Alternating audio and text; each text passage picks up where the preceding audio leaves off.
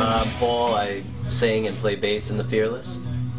I'm Frank, and I play guitar and sing in The Fearless. And I'm Matt. I play drums and backup vocals in The Fearless. The name The Fearless works because that's what we are. There's no boundaries in the band.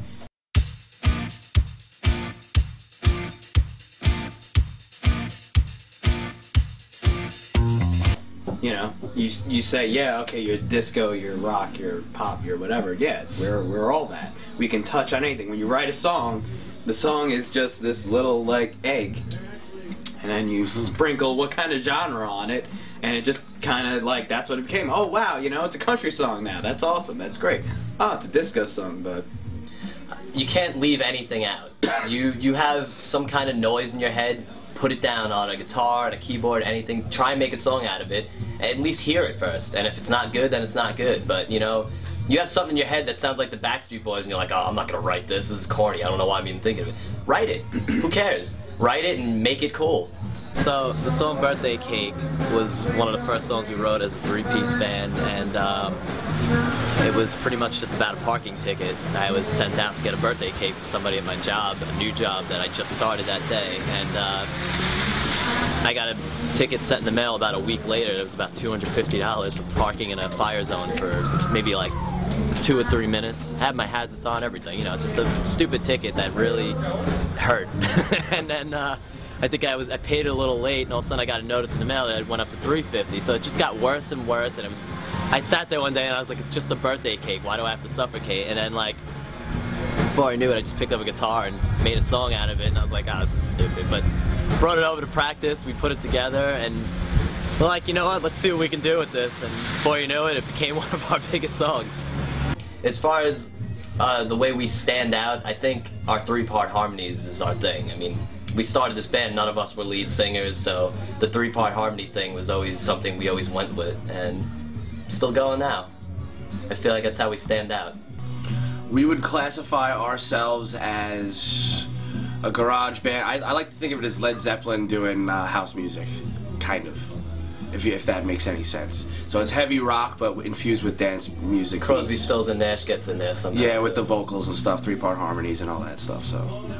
If the Bee Gees and Black Sabbath had an orgy at CBGB's and then went to Studio 54 for the after party and both woke up pregnant, they would have The Fearless. Right, exactly. I hope you're sucking up the hard rock right now.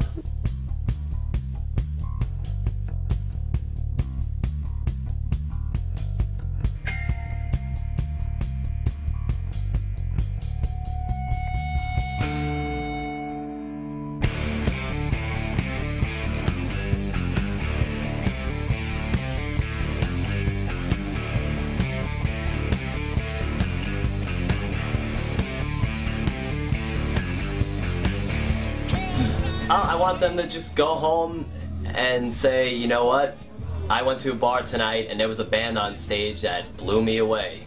I was going to a bar tonight to go have a beer. I was going to hang out with my friends, but all of a sudden there was this band on stage and I bought their CD, I'm on their Facebook now, and I want to see this band again. I want to come to every show that they play. I love this band, The Fearless. I love them too. They're the best.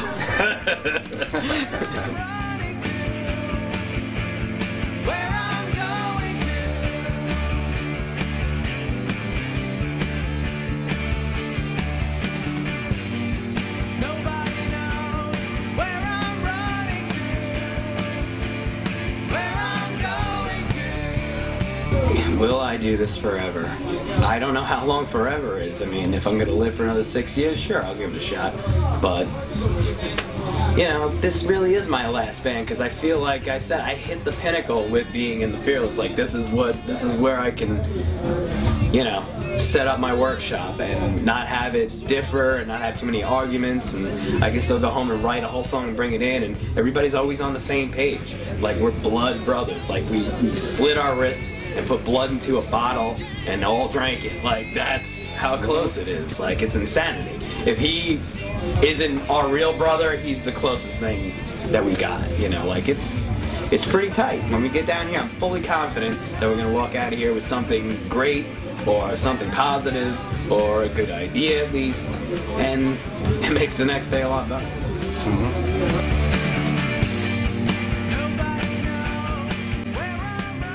Alright, the best way to sum up the Fearless, I would say in a few words that we're trying to bring back hard rock, and hopefully we'll be successful doing that. And I think we're working hard enough to where, you know, we can probably reach that goal if we keep it up. You know, if we quit, we'll never know. So, you know, so long we don't quit, you know, I think we're pretty close. To sum up the Fearless would be to say the name, the Fearless. That does sum it up. That's what we are. We're not afraid to take chances. We're not afraid to cross genres and boundaries in music. You know, we're not afraid to kick your ass in the parking lot after the show if you fuck with us and we're too drunk.